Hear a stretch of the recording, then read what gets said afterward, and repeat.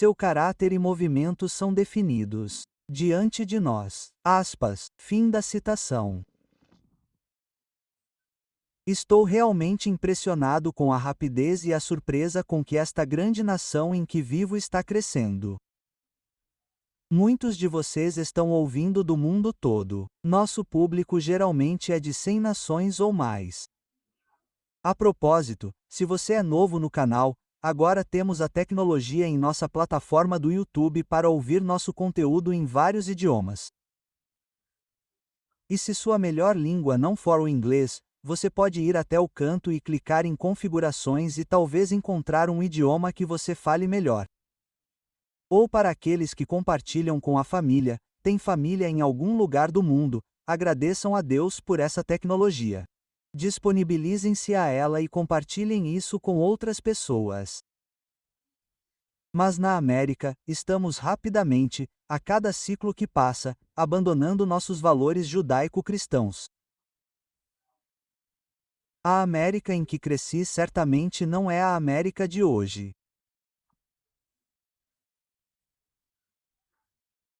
E o que vejo nesse afastamento da fé fundadora dos nossos patriarcas e antepassados é que nós, como nação, inconscientemente ou conscientemente, estamos adotando as características exatas de como será o cenário mundial quando o anticristo for promovido ao seu lugar profético.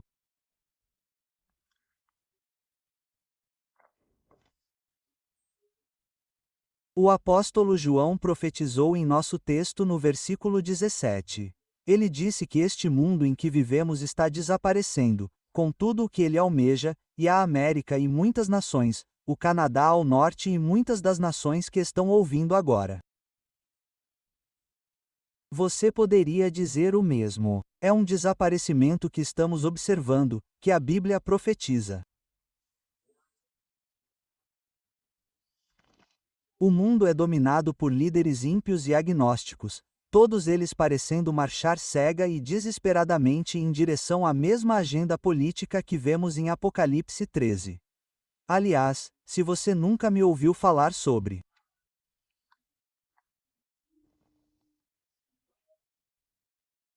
as 5 agendas políticas da profecia bíblica final, precisa ouvir isso.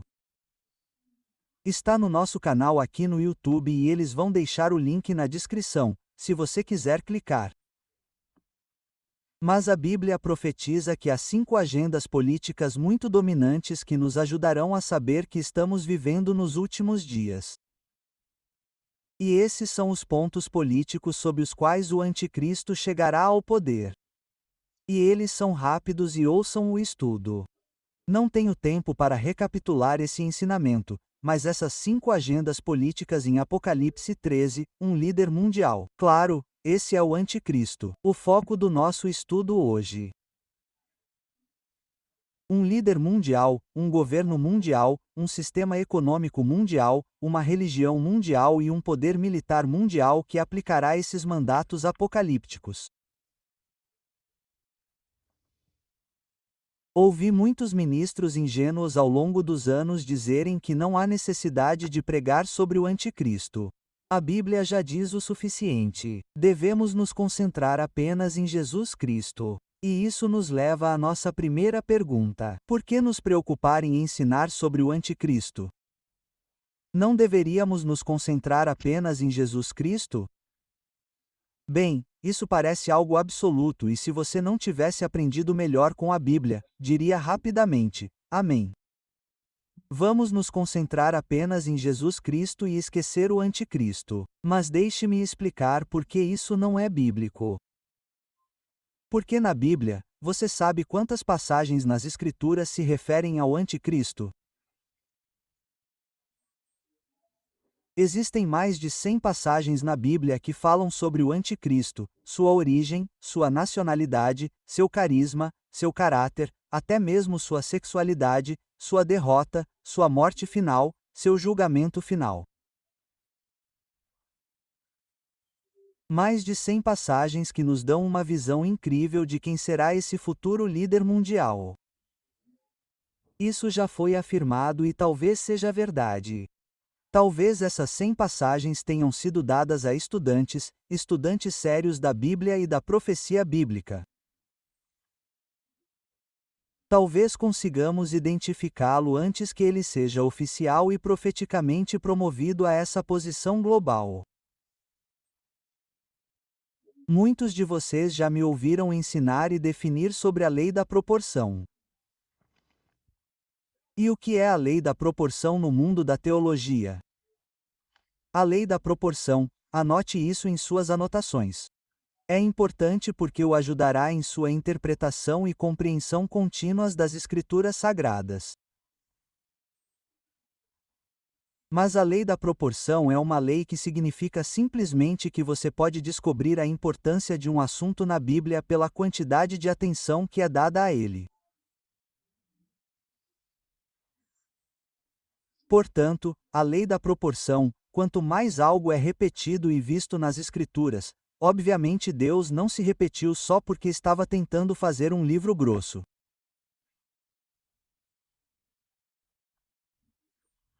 Quando Deus se repete e você vê algo na Bíblia ocorrendo repetidamente, é porque Deus pretendia que você aprendesse e soubesse disso por algum motivo.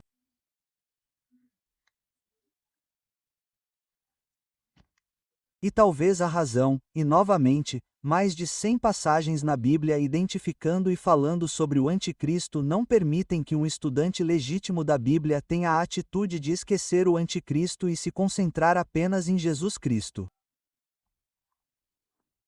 Porque Deus não via dessa forma. Mais de 5 vezes no Novo Testamento, ele é mencionado especificamente pelo nome de Anticristo. Deus, ouça com atenção. Deus não teria dado mais de 100 passagens se tivéssemos uma atitude de esquecer o Anticristo e nos concentrar apenas em Jesus Cristo.